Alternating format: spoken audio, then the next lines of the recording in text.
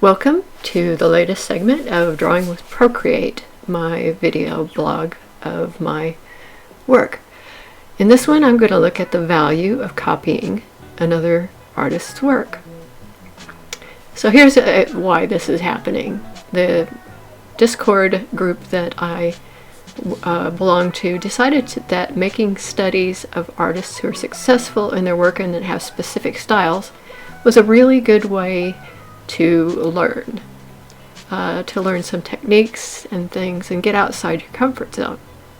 So I took the work and I started to make my own version of it, trying to emulate what Ramon was doing.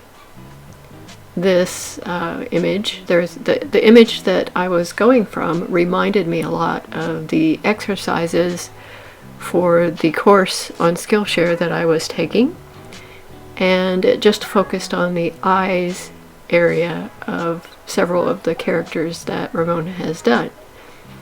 And he put an image up on Instagram, so I grabbed it and I thought, well, I can go through a series of his images and see how well, take a look at what he does. And one of the things that I enjoyed about the images was it made me think more about the graphic feeling of the light and the shadow.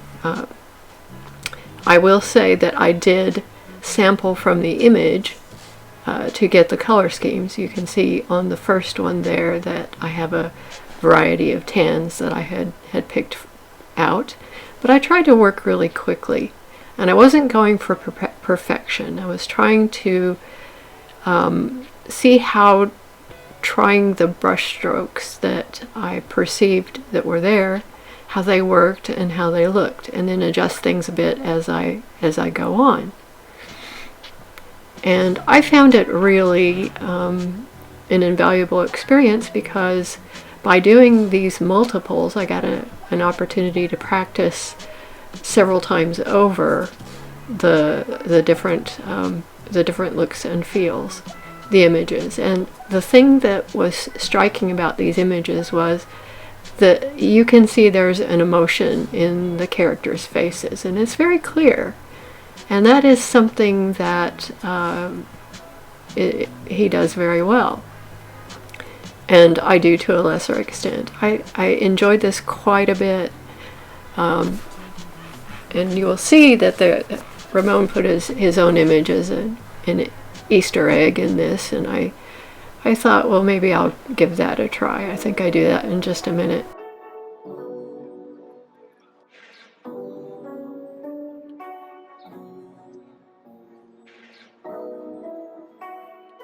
I thought that was a little bit too cheeky, so I didn't continue it after I started it, because frankly I don't have that style mastered in the 5 little sketches that the studies that I've done so far of his work. So that was a bit, how to do Ramon like Ramon would do a character, and I don't really have that skill set yet. But anyway, the images, here I am trying it, and yeah, I think I got the eyes, but I'm not going to keep this because, yeah, just too cheeky. So I tried again, and then I went to the 6th of the 7 characters that were in the montage and worked on that, and the 7th image. And I think that the ones that went more smoothly were obviously the ones that were done later in the session. And it was a very good exercise. I have I think that by narrowing down the values and the colors of the shapes in the face, and by making them more graphic than realistic, I really enjoyed it.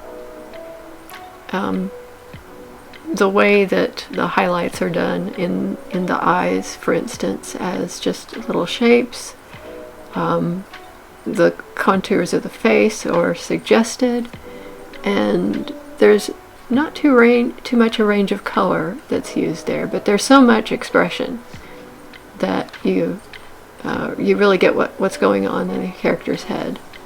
So the last one I am about to finish up. So I would recommend for anybody who is feeling a little bit stale in their art practice, go find an artist whose work is compelling and is quite different from your style. Give it a try. And here's again the original montage versus my study. And I enjoyed it. And thank you for watching. And here's my end result again.